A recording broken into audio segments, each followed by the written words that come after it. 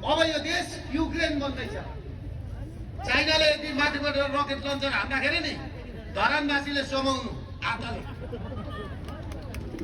ओ अरू त केले समाउनुहुन्छ? हातैले समाउने त हो नि।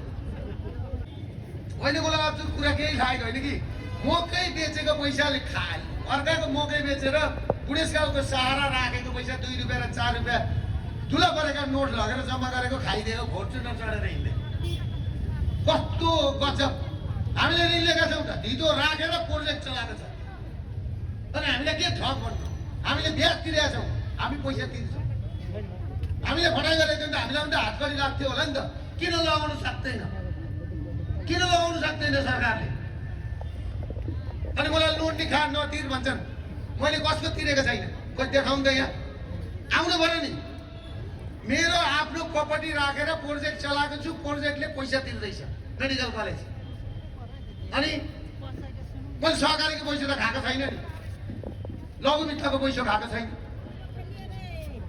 भनेपछि तपाईँहरूले के बुझ्नुहोस् भने जति पनि नाटक, जति पनि खेल भएको छ नि यो राजदरबार हत्याकाण्डदेखि यहाँ आउँदा ठ्याक्कै मिल्यो कि मिलेन? अब यो देश युक्रेन बन्दैछ।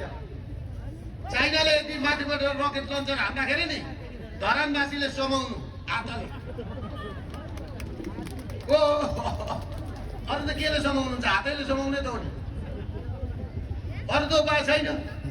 अरू देशमा त उताबाट हान्दाखेरि यताबाट माथि नै फुटाउँदो रहेछ। यहाँ त छैन, हातैले समाए त हो नि।